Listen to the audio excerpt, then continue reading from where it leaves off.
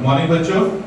आज science class में आपका जो नेक्स्ट चैप्टर दैट इज ये chapter sorting material into groups. ये सॉर्टिंग मटेरियल इनटू ग्रुप में हम लोग आज बताएंगे कि what is the meaning of sorting.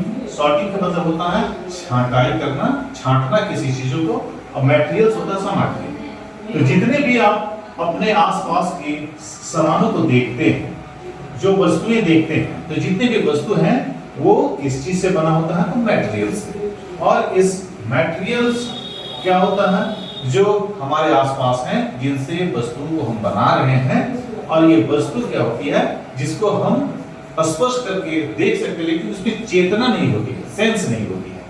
तो ये मटेरियल्स का क्या क्या कैरेक्टरिस्टिक्स होती है, क्या क्या विशेषताएं होती है, आज मैं आपको इस विशेषता में जो पहला विशेषता है ट्रांसपेरेंसी। ट्रांसपेरेंसी का मतलब होता है पारदर्शिता। पारदर्शिता में हम इसके तीन कैटेगरीज में मटेरियल्स को डिवाइड कर सकते हैं, जिसमें आप कहें ट्रांसपेरेंसी में पहला है ट्रांसपेरेंट। ट्रांसपेरेंट क्या होता है? पारदर्शी, जो किसी भी ऑब्जेक्ट को हम आर पार देख सकते हैं। यदि आप एक शीशा को लेंगे जिसके पीछे किसी प्रकार का कोटिंग न किया हो, तो आप जैसे आप कहीं किसी दुकान में जाते हैं, मॉल में जाते हैं, तो शीशे के बहुत सारे दुकानों को देखते होंगे, तो आप बाहर से उस शीशे को आराम से देख सकते हैं। तो वो ग्लास के एग्जांपल आता है। इट मींस ट्रांसपेरेंट वो ऑब्जेक्ट होता है जिसके आर पार हम लोग देख सकते हैं, और इसमें ग्लास एक इसका सबसे अच्छा उदाहरण है। दूसरा होता है ओपेक। ओपेक जिसको हम लोग कह सकते हैं अस्पष्टता, जिसमें किसी प्रकार का अस्पष्टता नहीं है। एक तरफ से यदि आप उस ऑब्जेक्ट को सामने रखिएगा तो दूसरी तरफ उसको नहीं देख सकते हैं। जैसे इस ऑब्जेक्ट को हम देखें तो ये ओपेक है, पूरा भरा हुआ। हम इधर से देखेंगे तो उस साइड नहीं देख पाते। वुड, लकड़ी के जो भी टुकड़े होते हैं या लकड़ी का पटरा, वो ओपेक का एग्जांपल में आता है। इसमें अस्पष्टता है, एक तरफ से हम दूसरी तरफ नहीं देख सकते हैं। और तीसरे कैटेगरीज में आता है ट्रांसलूसेंट। इसको हिंदी में पारभासी भी कहा जाता है। और ये कैसा होता है? ये ना तो हम पूरा कंप्लीट ना देख पाएंगे या पूरा देख भी नहीं पाते, ये उसमें मतलब धुंधलापन नजर आता है। और इसमें आप बटर पेपर हुआ या बाथरूम के जो या खिड़की के जो दरवाजे आपका शीशा लगा हुआ होता है, वो ट्रांसलूसेंट, आपको कंप्लीट दिखेगा नहीं, लेकिन एहसास होगा कि किसी प्रकार के कोई सामान उधर रखा हुआ है, तो वो आ जाएंगे ट्रांसलूसेंट। ये बटर पेपर, जैसे हमारे बालों में तेल लगा के यदि हम किसी पेपर को रब कर देते हैं, तो वो पूरा तो दिखता नहीं, लेकिन हल्का धुंधला, तो ये धुंधला वाले ट्रांसलूसेंट के कैटेगरी में आएगा। कैरेक्टरिस्टिक्स में मटेरियल्स का सेकंड कैरेक्टरिस्टिक फिजिकल स्टेट के बारे में बताएंगे।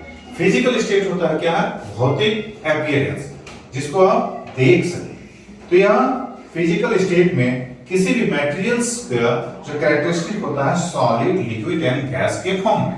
जितने भी आप मटेरियल्स को देखेंगे, आइदर वो सॉलिड होगा।